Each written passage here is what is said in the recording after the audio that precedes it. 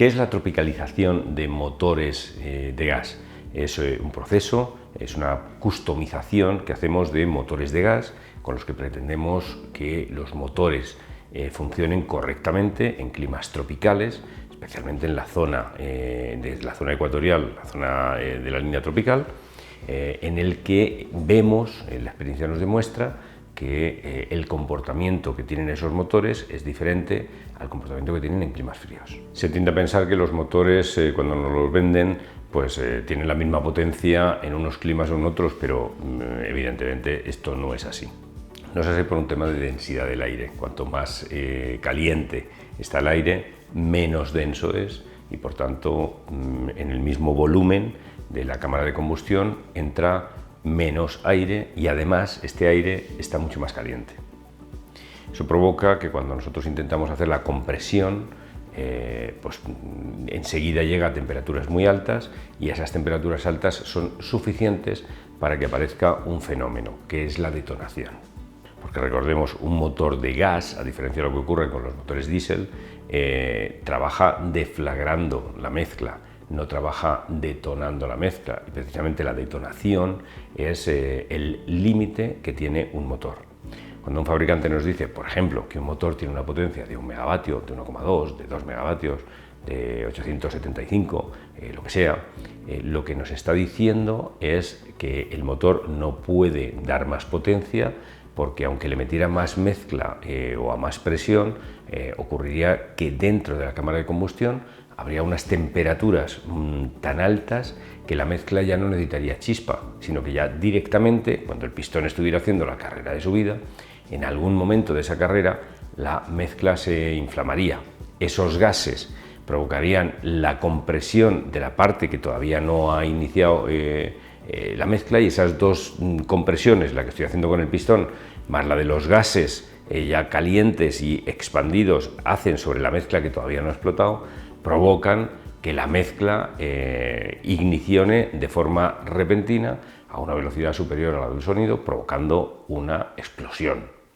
Así que, ¿hasta cuánto podemos meter mezcla en el cilindro? Hasta que se presente la detonación. Si se presenta una detonación, lo que tenemos que hacer es no seguir aumentando potencia, sino disminuyendo la potencia porque habremos alcanzado el límite del motor. Dentro de ese concepto de tropicalización de un motor está la determinación de su potencia real, lo que puede dar de acuerdo con las condiciones climatológicas. Y ahí tenemos incluso una norma ISO muy clara, la ISO 15550, que nos dice cómo tenemos que adaptar la potencia del motor a las condiciones climatológicas. Se nos dan unas fórmulas, no son sencillas de entender, no son tan fáciles como aplicar algo multiplicado por algo y ya está, sino que son unas fórmulas cuya aplicación nos dice que si en condiciones estandarizadas, que según esta norma las condiciones estandarizadas son 25 grados, una atmósfera de presión y 30% de humedad, el motor da una potencia. Cuando nosotros cambiamos la presión, cambiamos la humedad o la temperatura, tenemos que llevarnos la potencia máxima a otro valor. Si el clima fuera más frío, pues lo que nos ocurriría es que tendríamos más potencia. Pero si el clima fuera más caliente, lo que tendríamos que hacer sería derratear el motor, considerar que ese motor tiene un poquito menos de potencia. Esa potencia la podemos estimar de dos formas. La primera es con la experiencia. Subimos de carga el motor hasta que nos encontramos con el fenómeno de la detonación, una pequeña detonación. Con esa pequeña detonación decimos, vale, hasta aquí hemos llegado. Este es el límite máximo que podemos tener en estas condiciones de temperatura, e incluso nos podemos hacer una tabla. Mira, cuando la temperatura llega a 35 grados, la potencia máxima es esta, a 30 esta y a 25 esta. Pero también podemos calcularlo, la norma está bien hecha, con lo cual hay otras normas que no están tan bien hechas, pero esta está bien hecha. Entonces nosotros podemos aplicar un derrateo en el motor, podemos aplicar esa fórmula y decidir que tenemos pues, una potencia u otra. Solo como indicación, nosotros lo que tenemos es que, por ejemplo, en un clima que tiene de media pues 35 grados, o cuando alcanzamos los días que alcanzamos los 35 grados, nosotros tenemos que derratear el motor aproximadamente un 15%. Sobre la potencia que nos indica el fabricante en su placa de características, le tenemos que quitar aproximadamente un 15%, y esa será la potencia máxima cuando la temperatura alcance esos 35 grados centígrados. Y al contrario, en un clima frío lo que podemos hacer es incrementar un poquito la potencia de acuerdo a lo que nos dice esa forma ISO. Eso tampoco está tan claro porque a veces ya todo el cálculo de la mezcla está hecho, el fabricante ha preparado su motor para admitir la mezcla a una temperatura determinada. Por debajo de esa temperatura ocurre también el fenómeno de detonación y lo que hay que hacer es precalentar la mezcla para que llegue a lo que nos dice el fabricante como el funcionamiento óptimo. Es decir, primera cosa, calculemos bien cuál es la potencia que tiene nuestro motor. Si no calculamos bien la potencia del motor y tratamos de forzar al motor y ir a una potencia que no puede ir, lo que nos ocurrirá será que nos aparecerá la detonación y detrás de la detonación irá la degradación acelerada de determinados componentes del motor. Tenemos además que considerar el segundo de los problemas, que es la refrigeración. Los motores tienen las refrigeraciones diseñadas para climas fríos, porque se da la casualidad de que los principales fabricantes de motores, diseñan sus motores y los construyen y los prueban en zonas climatológicamente frías. No hay muy pocos fabricantes de motor que fabriquen en climas cálidos, por eso a ellos les pilla en muchos casos de sorpresa este problema, no están acostumbrados a batallar con él. Diseñan sus sistemas de refrigeración para sus fábricas, los sitios donde fabrican y prueban los motores, y ahora se encuentran que esos sistemas de refrigeración no son suficientemente eficaces cuando se tienen que enfrentar al clima tropical. Así que hay que hacer modificaciones en el sistema de refrigeración. Diga lo que diga el fabricante, que en muchos casos utiliza pues, el hecho de que es el diseñador del motor y utiliza pues, una prepotencia a la hora de decir esto es así porque lo digo yo.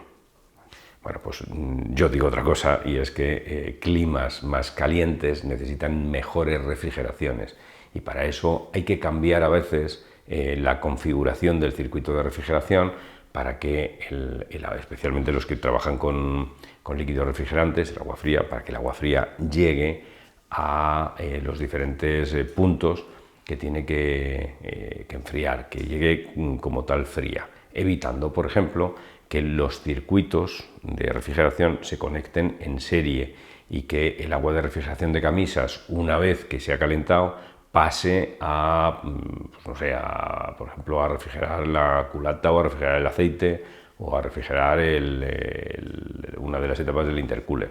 Hay que intentar que el agua fría entre en todos esos sitios a la vez, porque solo así conseguiremos las mejores condiciones posibles en los diferentes elementos.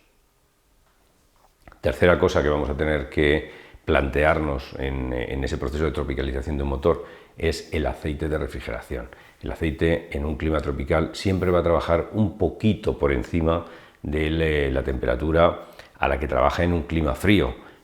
Pues va a trabajar 4, 5, 6 grados por encima de lo que trabajaría en un clima frío. Eso implica que nosotros vamos a tener que utilizar otros aceites, otro tipo de aceite, un aceite más viscoso, para que con ese aumento de temperatura nosotros nos vayamos a la viscosidad correcta, a la viscosidad que le correspondería a ese aceite trabajando a 25 grados, con el circuito de refrigeración que tenía diseñado, pues trabajando a 25 grados le corresponde una viscosidad.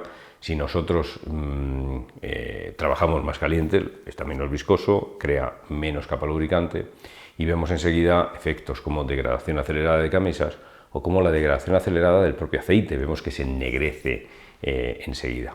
Solución, como digo, es refrigerar bien el aceite, controlar bien su temperatura, pero también estudiar la posibilidad de utilizar otro tipo de aceite más viscoso, por ejemplo un SAE 50, mucho mejor que un SAE 40, que suelen ser aceites habituales.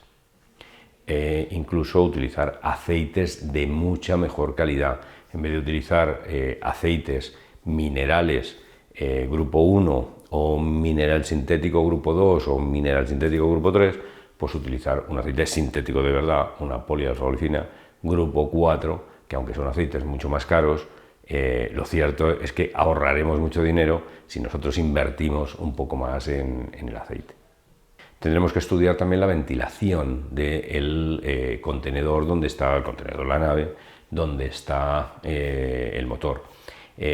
Habitualmente en climas más calientes lo que tenemos son temperaturas en nave o en contenedor mucho más altas. Lo que ve el motor no es la temperatura ambiente, lo que ve el motor es la temperatura del aire que aspira, donde está la aspiración del aire. Así que vamos a tener que ventilar e igualar mucho más la temperatura que hay fuera con la temperatura que hay dentro. Eso implica, en muchos casos, mejorar las impulsiones de aire dentro de la nave o dentro del contenedor, y en otros casos aspirar para ayudar a que haya circulación del aire en nave o contenedor.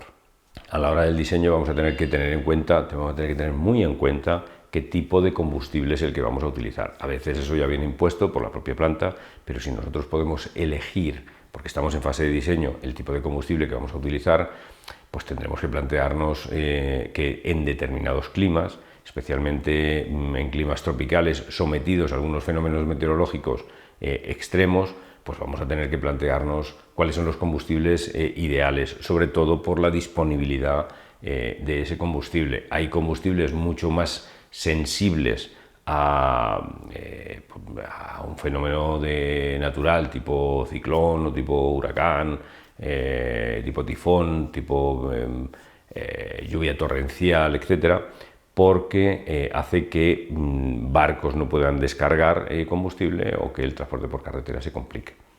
Así que tendremos que estudiar muy bien qué tipo de combustible es el que vamos a utilizar. Fijaros entonces que tenemos diferentes factores que vamos a tener que estudiar con mucho cariño relativo a la tropicalización y a la adaptación de los motores de cogeneración o motores de generación que utilizamos en la zona tropical para que estos motores funcionen exentos de problemas.